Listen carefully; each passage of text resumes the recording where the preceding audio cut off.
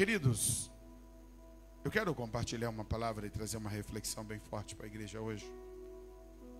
Mas antes de entrar na palavra, desde segunda-feira, praticamente virou notícia mundial a respeito desse submarino, onde 5 pessoas perderam as suas vidas. E a reflexão que nós trazemos, irmãos, é: a vida é um sopro e que passa em uma velocidade muito grande. A seriedade que nos envolve é que, apesar de toda a riqueza, estava ali homens milionários, até bilionário, mas que teve a sua vida ceifada em uma viagem que custou $250 mil para cada integrante.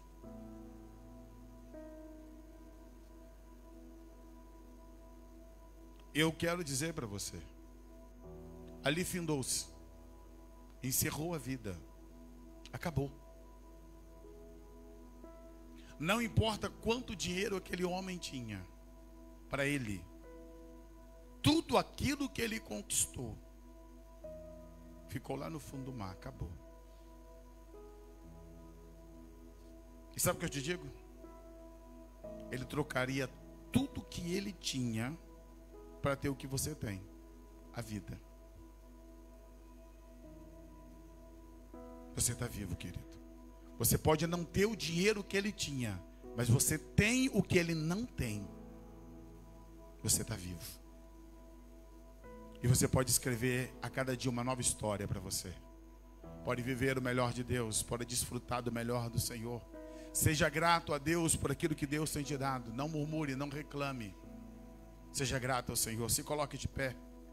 Mas antes de ler a palavra, feche seus olhos. Senhor Deus e Pai, eu quero orar pela tua igreja.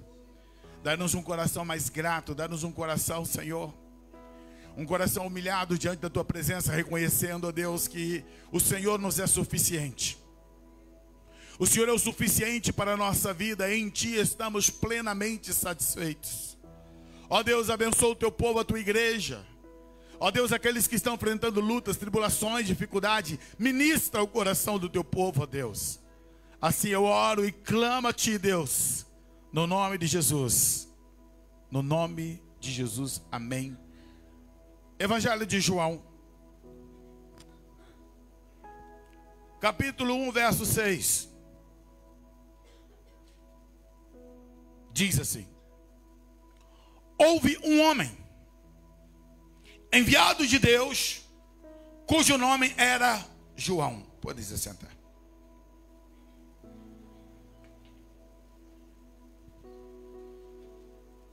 João o Batista. Quero nessa noite fazer uma pequena análise da vida deste homem. Sua vida, trajetória, ministério e morte. Quero também dizer para a igreja continua igreja até a volta de Jesus. Pastor, o que significa isso, pastor? Significa que a igreja tem que ser preservada. Hoje eu coloquei lá no grupo da igreja. O gravíssimo problema que nós temos hoje, irmãos, com as concessões. O mês de junho, tanto na Europa, Brasil, é mês junino, festas juninas.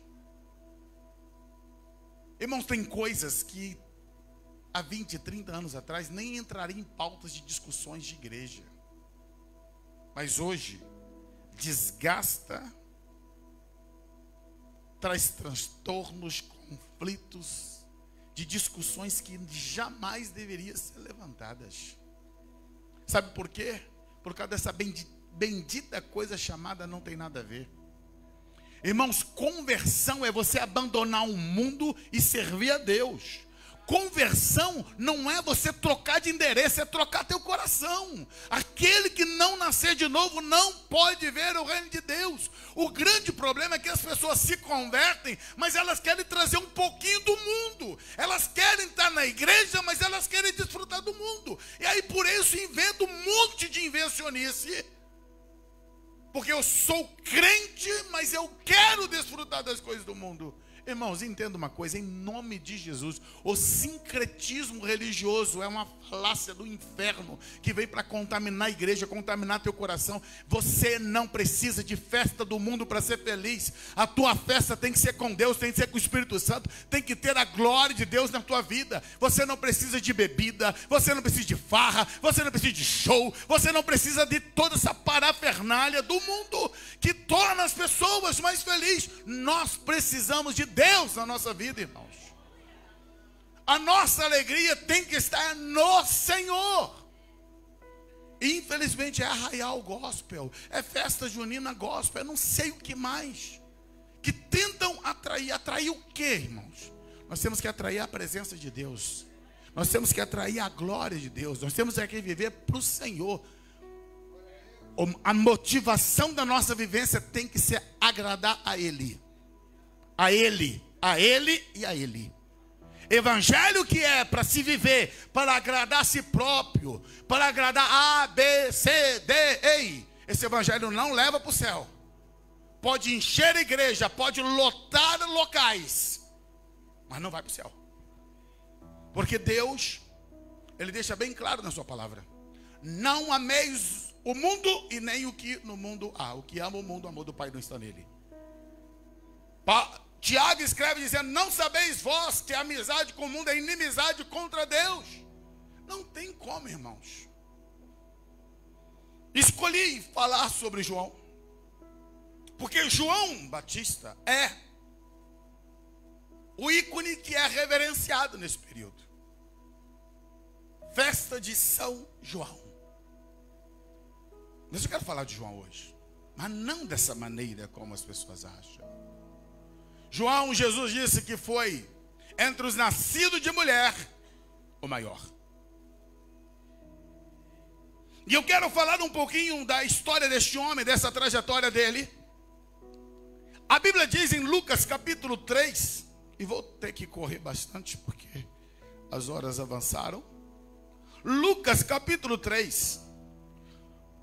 O evangelista Lucas, ele situa esse ministério de João dizendo: no ano 15 do império de Tibério César, sendo Pôncio Pilatos governador da Judéia, Herodes tretarca da Galiléia, seu irmão Filipe tretarca da Itureia, da província de Traconites, Elisânias tetrarca de Abilene, sendo Anás e Caifás sumos sacerdotes, veio no deserto a palavra de Deus a João, filho de Zacarias. Ei, aqui eu começo. Todo mundo sabe como é que João nasceu. João é fruto do milagre. Porque Zacarias já era envelhecido, Isabel era estéril, todo conjunto de obra que jamais poderia fazer nascer uma criança. Mas Deus, dentro do seu plano, do seu propósito, Ele quebra aquilo que o humano não pode fazer. Ele quebra um sistema em que pela qual era chamado de impossível, e Ele faz com que a estéril envelhecida viesse a dar à luz. Isabel chega a esconder a sua gravidez, devido ao fato de ser envelhecida já. Mas a glória de Deus pairou sobre aquele casal. A primeira lição que eu vos digo: falamos dos pais de João. Nunca desista daquilo que Deus tem para a tua vida. Eles oraram, clamaram, envelheceu, o tempo passou, mas Deus cumpriu na vida de Zacarias. Quando Gabriel apareceu para Zacarias lá no templo, disse: olha, Deus ouviu a tua oração. Ele quase caiu para trás. Saiu mudo, ficou 9 meses mudo. E quando nasceu o seu filho, e todo mundo queria botar o nome de Zacarias, e aí ele escreve lá na tabuinha dizendo: não, é João. O nome dele é João. Aí eu, novamente, abriu a sua fala novamente, e ele profetizou coisas tremendas sobre essa criança. Obviamente, por João ter nascido em um lar de idosos, ficou órfão cedo.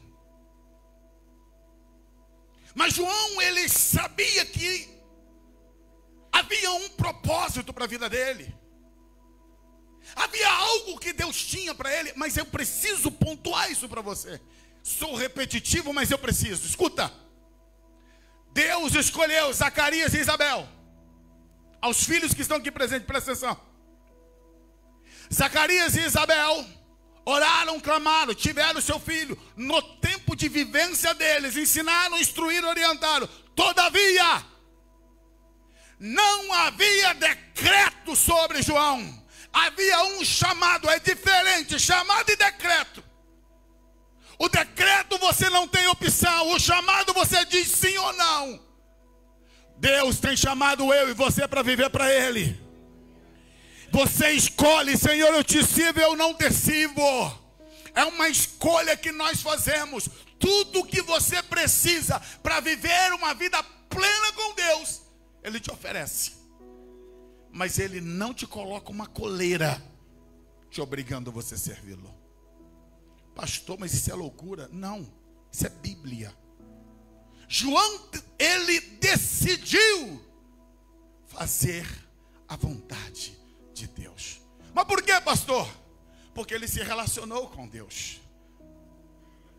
Fiz questão de ler esse início aqui de Lucas, do capítulo 3. Sabe por quê? Porque nos mostra dois cenários aqui. O cenário político. Israel estava na terra prometida sem viver as promessas, porque tem um império romano que está sobre eles. Mas tem um outro problema, não é só Roma. Eles têm a família herodiana, mas aqui chama Herodes de rei. Irmãos, olha o tamanho do problema que está aqui. Herodes é indumeu, ele não é judeu. O que é isso, pastor? Ele é descendente de Esaú. E os judeus ali tinham que engolir a situação por desobediência. Agora eles tinham um indumeu reinando sobre eles. Deus respeita suas decisões. Só que sua conta chega, tá? Ele te perdoa de todos os seus pecados, mas tem as consequências. Esse é o retrato político. Não tem um rei da família de Davi sobre eles. A referência glamurosa de Deus não está ali. Agora tem um outro problema. A voz profética está silenciada. Desde Malaquias, tem 4 séculos que Deus não levanta um profeta. Porque Deus não ama? Não, queridos. É porque nós fazemos escolhas erradas. Existem momentos que Deus se silencia, não é porque Ele não quer falar, é porque o povo não quer ouvir. Por isso, Deus adverte através do profeta Isaías: buscai o Senhor enquanto se pode achar. Ei! Ele é o Deus soberano que criou todas essas coisas, trouxe todas as coisas à existência. Eu e você somos aceitos por Ele por causa da graça dEle. Irmão, se Deus fechar a porta, ai, ai de nós. Ai, ai, ai de nós. Então Ele tem nos dado esse tempo de oportunidade. E a nação de Israel jogou fora, entornou. A política está uma crise. O ministério profético não existia. E o religioso está um caos.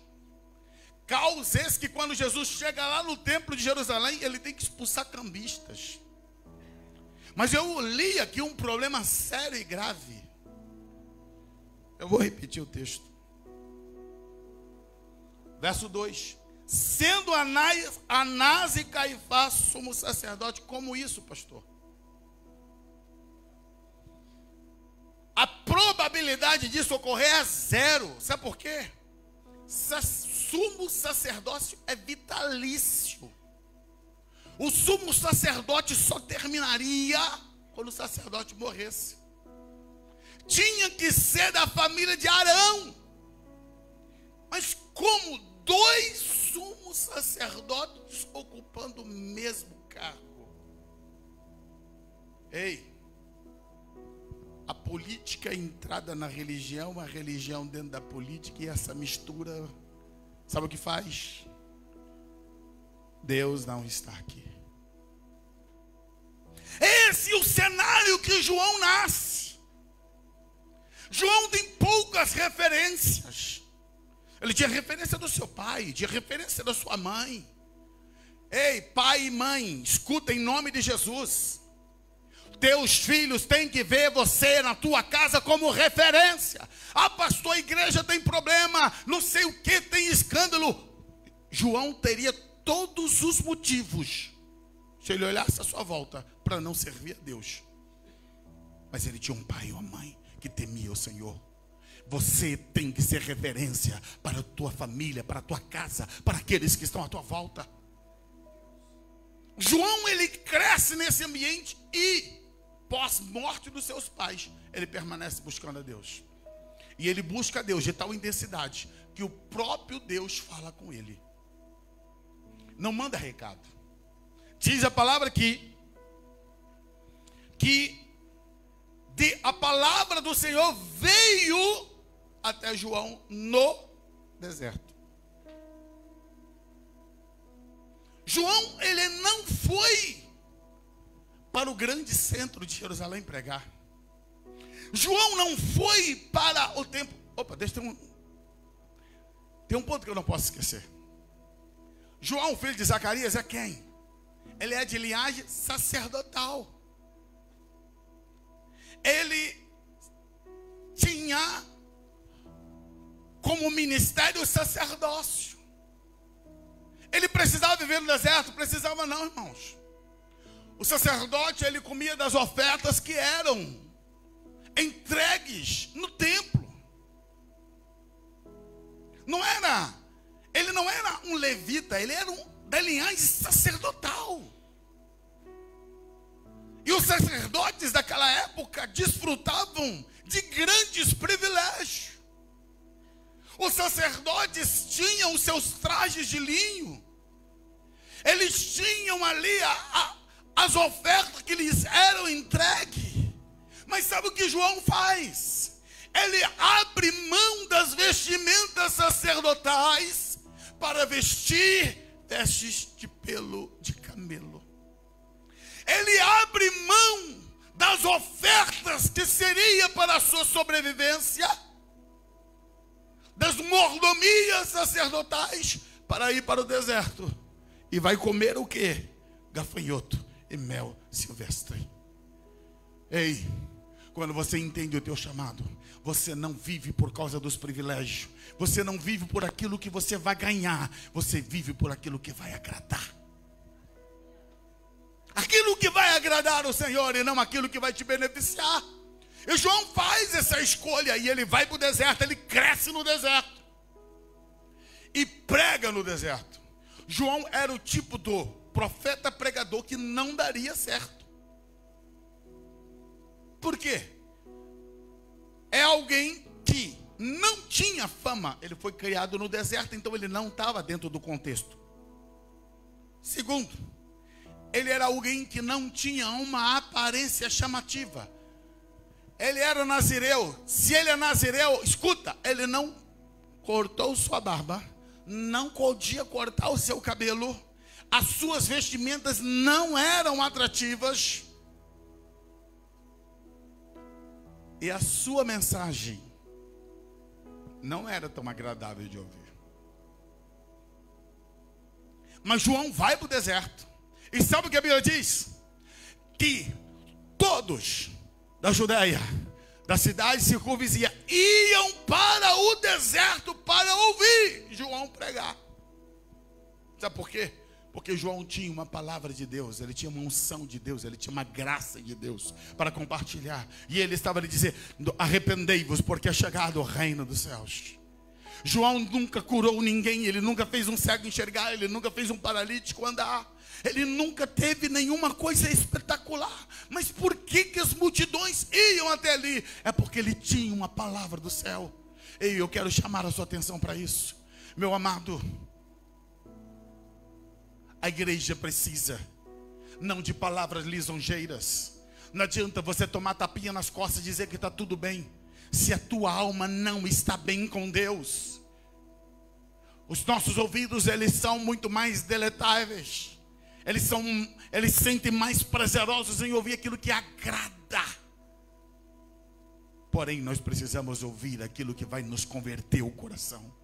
João é alguém que chega e brada: arrependei-vos, porque é chegado o reino dos céus.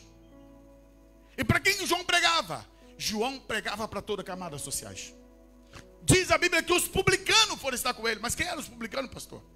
Os publicanos eram aqueles que trabalhavam para o governo de Roma. Era a classe odiada. Era a classe que roubava o povo, surrupiava. Em meio aos impostos que já teriam que ser pagos, eles ainda acrescentavam. E os publicanos foram estar com João. O que devemos fazer, João? A ninguém vocês deveis defraudar e cobrar além daquilo que deve ser posto. Sabe por quê? Porque Deus ama todos os homens, não importa o pecado, não importa o erro, não importa o que faça, a porta da graça é aberta para todos. Os militares foram procurar João. João, e nós? Não aceiteis denúncia falsa. Vivei do soldo de vocês. Não explore ninguém. Tem esperança para vocês. Fariseus, saduceus foram estar com ele. Ele disse: raça de víboras, quem vos ensinou a fugir da ira vindoura? Também tinha esperança para os religiosos. João pregou até para Herodes, que vai ser a parte nossa final aqui. Sabe por quê, irmãos? O evangelho é para todos. O evangelho não faz distinção de pessoas. A mesma palavra que é pregada para o pobre é pregada para o rico, é pregada por douto para o indouto. Porque todos nós temos uma alma. O que nos distingue não é o que você veste, não é quanto você tem no bolso, não é o carro que você dirige, não é a casa que você mora. O que vai distinguir você diante de Deus é o seu coração. É como você reage às coisas de Deus.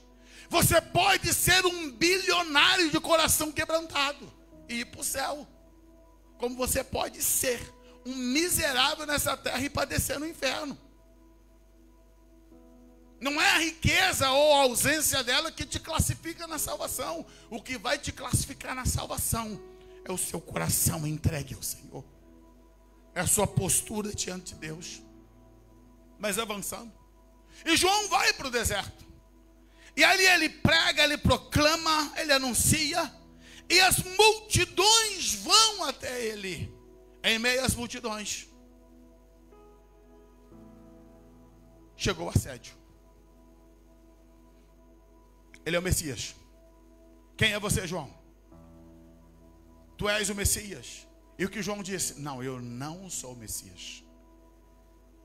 Eu não sou digno nem de desatar as correias das suas sandálias. Escuta uma coisa. João entendia: o meu propósito ministerial não é apresentar a mim mesmo. O meu propósito é apontar Cristo. Quando Jesus apareceu no meio da multidão, João tem a confirmação da revelação. Ele diz: olha, aquele que me enviou a pregar me disse: aquele que tu vires pousar o Espírito Santo é esse que batiza. Esse é o Cordeiro de Deus. Esse é o Messias. E João viu essa áurea de glória sobre Jesus. E ele brada para a multidão dizendo: eis aí o Cordeiro de Deus que tira o pecado do mundo. E Jesus vem, entra na água e diz: João, eu vim para ser batizado. João fica estupefato. E diz: eu que tenho que ser batizado por ti, tu vens a mim. Jesus disse: cumpra-se a justiça, João. E João não vai temar, não vai discutir. Batiza o Senhor Jesus. E quando Jesus está saindo das águas, o céu se rasga.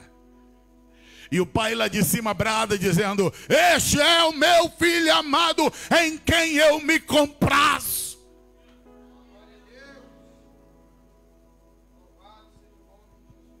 Sim, o Pai aprova tudo isso.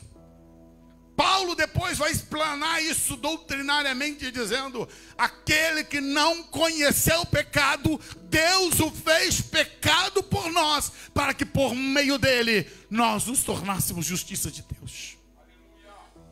Jesus, ele cumpriu a justiça para que eu e você fôssemos alcançados pelo perdão, pela graça de Deus. Mas João, quando Jesus, ele foi apresentado, perdeu ali os seus discípulos. Seus discípulos o abandonaram e passaram a seguir a Jesus. E aí foi dito a ele: Senhor, as multidões estão indo atrás dele. Aquele que o Senhor apresentou agora está batizando mais do que a ti. Só que João disse: importa que ele cresça e que eu diminua. João está dizendo: eu tenho um propósito, é apresentar Jesus, e isso que importa, que ele cresça e eu diminua. Irmãos, esse tem que ser o foco da nossa vida. Que ele cresça, que Jesus apareça, que nós diminuamos. Mas aí a história de João toma um outro rumo. Por quê? Porque João confronta o pecado. Gostaria de ter mais tempo para explanar essa parte, por isso vou apenas. E te convido para você ler a história, tem muita coisa boa que você pode pesquisar. Me escuta uma coisa. João, como profeta, ele confrontou sacerdotes, ele confrontou publicanos, confrontou pecadores, confrontou militares. Pensa que a política passou batida? Não. Herodes Antipas, não é o Herodes Grande é o pai de Herodes Antipas. Herodes Antipas, ele que era casado, escuta essa problemática familiar. Ele ao visitar o seu irmão Filipe, viu a sua cunhada e se engraçou com ela. E tem dois problemas aqui. Primeiro, Herodias é mulher de Filipe, esposa de Filipe. Herodias é filha de Aristóbulo. Quem é Aristóbulo? Aristóbulo é irmão de Herodes Antipas. Então é sobrinha dele. É sobrinha cunhada. Ainda assim, o que ele faz? Cata a esposa do irmão dele e leva para o palácio dele. A filha vai viver como enteada e ao mesmo tempo é sobrinha. João olha para aquela nojeira familiar e diz: que abominação é essa? Tu quer ser rei em Israel e não quer respeitar as leis? A lei proíbe você ver a nudez da tua cunhada. A lei proíbe esse tipo de coisa. E Herodes estava tão cego no seu desejo, que ele, ao dispensar a esposa dele, o pai dela, que era rei dos nabateus, criou guerra contra ele e venceu ele. Ele tomou uma grande perda militar por causa desse negócio do casamento dele. Mas ele insistiu no pecado. E eu preciso abrir um adendo aqui, irmãos. A atitude desenfreada de alguns homens e mulheres tem destruído lares, famílias, e isso não passa batido diante dos olhos de Deus. João é aquele que bota o dedo e diz: Herodes, tu é adúltero, você está em pecado. Herodias, você é uma adúltera prostituta. Comprou briga. Porque Herodias está dizendo: quem esse profetinha pensa que é? Quem? Eu sou o enviado de Deus. Herodes, ele é o homem que mescla duas coisas. Herodes, irmãos, é o Acabe do Novo Testamento. Herodias é a Jezabel do Velho Testamento lá incrustado. Porque Herodes, desculpa a expressão, é o homem frouxo. que para agradar a sua esposa, ele fica ali no meio termo. Ele tem temor de João, porque sabe que João está certo. Ele sabe que João é um homem de Deus. Mas o que ele faz? Manda prender. Ele manda encarcerar João. Covardia. Injustamente. Só porque o homem denunciou e disse: você está em pecado. Irmãos, é mais fácil seria ele corrigir o coração dele, colocar as coisas em ordem. Tem pessoas que preferem complicar a vida do que corrigir o coração. Embaraça, cria mais embaraço do que corrige. E Herodes então manda João para a prisão. E diz a Bíblia que entre os muitos pecados dele, acrescentou o encarceramento de João. João vai para a cadeia. E eu digo para os irmãos, de tudo que eu falei aqui, reflita uma coisa. João foi chamado. João fez uma escolha. João foi o arauto do Senhor, foi o precursor, anunciou Jesus, batizou Jesus. Mas o final da vida dele é dentro de uma prisão. E eu preciso dizer para você: sucesso com Deus não significa ter o bolso cheio.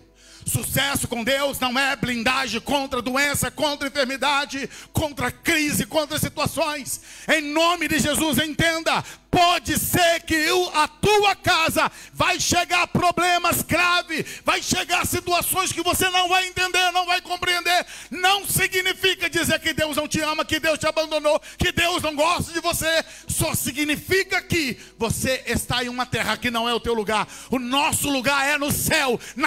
Aqui nós teremos aflições, dificuldade, problema. Haveremos de chorar, sentimos dores, porque estamos fora de casa, longe de casa. A nossa pátria está no céu.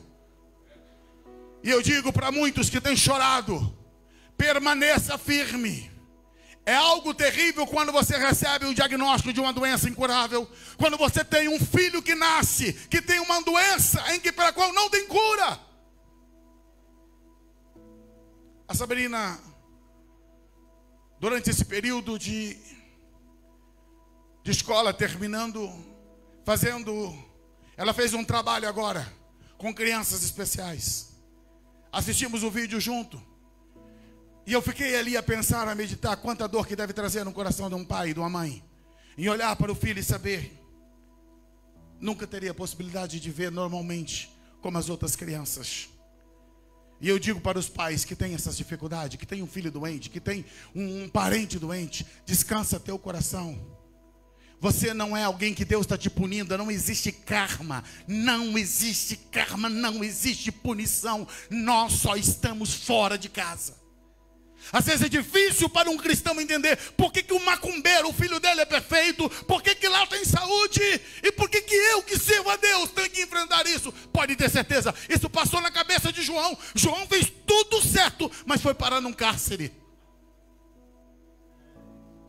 E saiba de uma coisa: não recebeu visitas, ficou ali. Ele tinha multidões que se juntavam para ouvi-lo, mas terminou a sua vida solitário, sozinho, em uma fria cela. Passou por problemas, mandou perguntar a Jesus: Senhor, tu és aquele que havia de vir, ou vai vir algum outro? E Jesus mandou dizer para João: João, vai, avisa para o João lá o que vocês estão vendo. E Jesus curou os cegos, curou os enfermos. E diga: olha, os cegos estão enxergando, os enfermos estão curados, os surdos estão ouvindo. Vai lá, anuncia isso para João. Renova a fé dele lá dentro. Eu sou o Messias que havia de vir. João preso. Não sabia ele que a vida reservava algo terrível para ele. Herodes, no dia do seu aniversário, resolve fazer uma festa, chama príncipes, chama a nata política para participar. E infelizmente, irmãos, por isso que às vezes eu sou muito contundente com a bebida alcoólica, porque os estragos que essa miséria dessa coisa faz, em meio a essas farras humanas, e em meio a uma farra dessa, é que dá fim-se, dá cabo da vida de João. Herodes, já embebecido em meio às suas farras, Ali, então, entra demonizada Salomé, sua sobrinha enteada. E aqui, irmãos, o tempo já não permite, mas já se falou muito de Salomé, a história está aí, vários quadros que são pintados. E eu preciso dizer para você, Salomé é uma moça linda, bonita, mas usada pelo capeta, por Satanás, para destruir a vida de um homem de Deus. O que Deus te deu tem que servir para a glória dele. E hoje muitos jovens estão usando aquilo que Deus lhe dá como talento, como dom, como dádiva, aquilo que deveria ser bênção, se torna um meio de destruição. E essa moça entra em uma sala exclusiva para homens, é festa de homens, e ela faz papel de prostituta, porque quem vai dançar ali eram as escravas e eram mulheres de vida.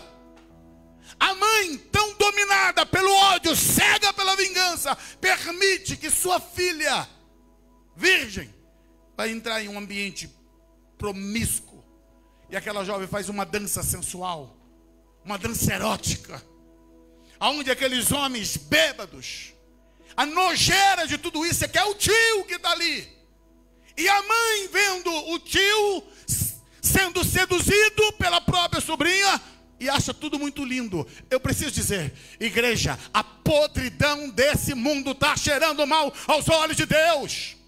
Não dá para o mundo ficar aplaudindo essa podridão toda e acharmos que é normal. João botou o dedo e diz: não, Deus está irado com toda essa podridão. A podridão daquela festa que deveria ser de alegria custou a vida do homem de Deus. Porque aquele bêbado, aquele homem tomado pela sua loucura, por causa de uma dança, oferece para a menina: te dou metade do meu reino. Gente, isso é loucura das loucuras, irmãos. É uma dança. É uma dança erótica, diabólica, do inferno, que o homem está disposto a pagar metade do reino dele. E a garota faz o quê? Corre para a mamãe. Mamãe, e aí? Ela poderia ter pedido joias, poderia ter pedido palácio, poderia ter pedido terra, poderia ter pedido qualquer coisa, mas o que ela pede? Eu quero a cabeça do profeta dentro de um prato. Vingança, ódio. Só porque João botou o dedo e disse: você está em pecado. E Herodes, quando ouve a garota dizer: eu quero a cabeça de João num prato, ele toma um susto. Vou usar a expressão que eu disse: é frouxo. E vai mandar matar um inocente. Por causa da sua bebida, por causa da sua promiscuidade, por causa da sua vida impúdica. E ele ali querendo manter, escuta, manter honra, que honra? Honra de ser promíscuo, honra de viver aquela vida podre, quer manter a palavra, que caráter é esse? E aí manda chamar o soldado, vai lá atrás, a cabeça de João. Eu confesso que já passou muitas e muitas vezes durante a semana no meu coração pensando, imagine o soldado chegar lá e dizer: João, desculpa lá, a pedida da tua cabeça.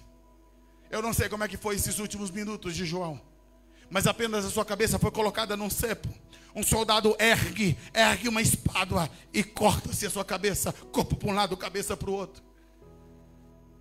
Talvez com o coração dolorido, quem sabe talvez um desses soldados foi um dos que ouviram João pregar. Sabe que está fazendo, cumprindo uma ordem que é nojenta, mas ele tem que cumprir, o rei que mandou. Pega a cabeça do homem e coloca dentro de uma bandeja. Que festa miserável, irmãos, é assim que o inferno faz. Imagine numa festa, um soldado entrar com a bandeja toda ensanguentada, com a cabeça de um homem, entrar ali dentro, e todo mundo rindo, como fosse normal. Normal aonde, irmãos? É a cabeça daquele que foi chamado por Jesus, o maior entre nascidos de mulher. Entrega a Salomé. É uma jovem inocente? Não. Promíscua igual a mãe. Ela é responsável pelos seus atos. No dia do juízo ela vai pagar por aquilo que fez. Que ela poderia dizer para a mãe: mãe, eu me submeti de ir aparecer sensual no meio dos homens, mas isso eu não vou ser parte do crime. Eu não vou aceitar esse tipo de coisa. Mas ela é tão culpada quanto a mãe. Ela pega a bandeja e vai levar para a mãe. Está aqui, mãe. Várias peças já foram feitas de teatro sobre isso. Filmes. Da zombaria de Herodias diante da cabeça de João em um prato. Se coloca de pé. E eu vou terminar essa sentença dizendo para você. João teve a sua cabeça cortada, colocada num prato. Mas ele nunca sentou na mesa de Herodes para comer dos pratos de Herodes. Perdeu a cabeça, mas não perdeu a fé. Perdeu a cabeça, mas não perdeu o coração em Deus. Irmãos, podem arrancar tudo de você, só não pode arrancar o teu temor a Deus. A postura de João é essa: eu morro, mas não abro mão do meu compromisso com o Senhor. Se tiver que agradar A, B, C ou D, prefiro morrer, mas eu não vou deixar de denunciar o pecado. Nós estamos vivendo tempos difíceis, tempo de uma onda crescente, onde discussão sobre aborto.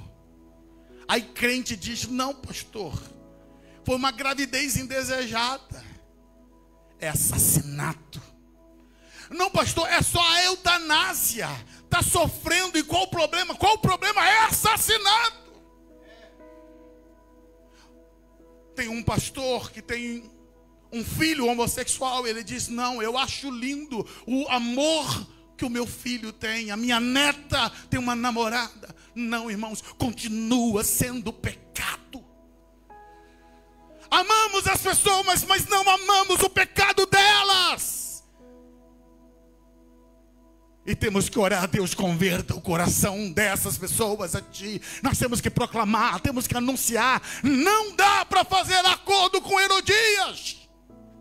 Não dá para se calar por medo. Muitos pastores irão para a prisão por causa dessa mensagem. Muitos pastores haverão de perder o ministério por causa da mensagem da cruz. Mas é melhor perder a liberdade aqui na terra do que ficar preso no inferno a eternidade inteira. Então, em nome de Jesus, fica firme com Jesus. Se você perder algo nessa vida, não largue Jesus, não perca a tua fé, permaneça firme no Senhor. Não abra mão da vocação, do ministério, do chamado. Tenha Jesus como prioridade na tua vida. Meu Deus e meu Pai, eu oro pelo teu povo.